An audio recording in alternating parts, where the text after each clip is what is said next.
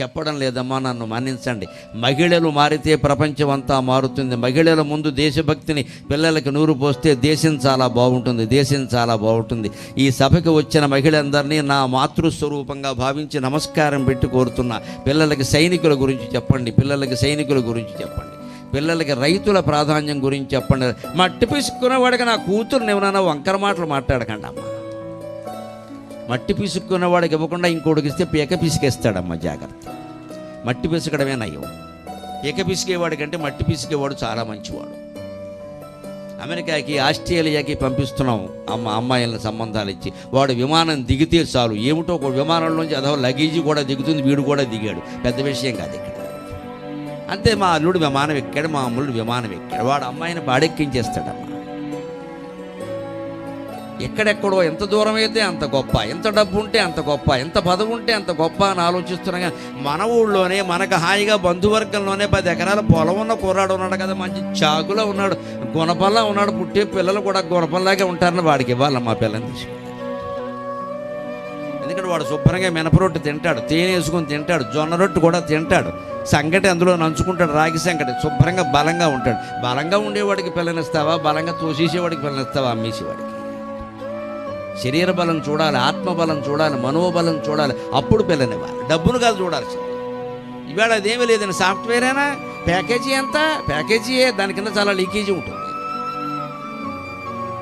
ఎన్ని లక్షల ప్యాకేజీ ఉంటే అంత గొప్ప. కానీ సాఫ్ట్వేర్ ఉద్యోగస్తుల్లో చాలామందికి పిల్లలు కలగడం లేదు. గమనింతురుగాక, గమనింతురుగాక, గమనింతురుగాక. నా పిల్లలుగానే భావించి చెబుతున్నా. వారికి కూడా విపరీతమైన ఒత్తిడికి లోనవుతున్నారు. కూర్చున్న చోటు నుంచి లేవడానికి వీల్లేదమ్మా. అందులో ఇవాళ వర్క్ ఫ్రమ్ హోమ్ వచ్చిన తర్వాత మరీ దారుణంగా ఉంది పరిస్థితి.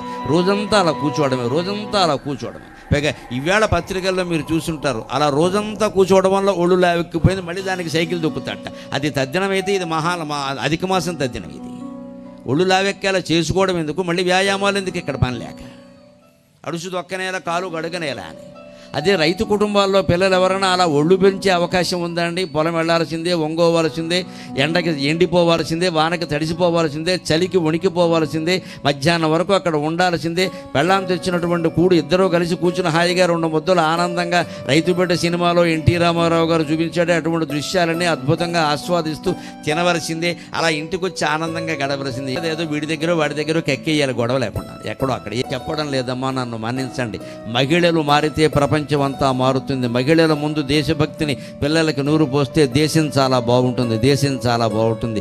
ఈ సభకు వచ్చిన మహిళలందరినీ నా మాతృస్వరూపంగా భావించి నమస్కారం పెట్టి కోరుతున్నా. పిల్లలకి సైనికుల గురించి చెప్పండి, పిల్లలకి సైనికుల గురించి చెప్పండి, పిల్లలకి రైతుల ప్రాధాన్యం గురించి చెప్పండి. మట్టి పిసుక్కున్నవాడికి నా కూతురుని ఏమన్నా వంకర మాటలు మాట్లాడకండి అమ్మ. మట్టి పిసుక్కున్నవాడికి ఇవ్వకుండా ఇంకోటికి ఇస్తే పీక పిసికేస్తాడమ్మ, జాగ్రత్త. మట్టి పిసుకడమే నయం. పీక పిసికేవాడి కంటే మట్టి పిసికేవాడు చాలా మంచివాడు. అమెరికాకి ఆస్ట్రేలియాకి పంపిస్తున్నాం అమ్మాయిలను సంబంధాలు ఇచ్చి. వాడు విమానం దిగితే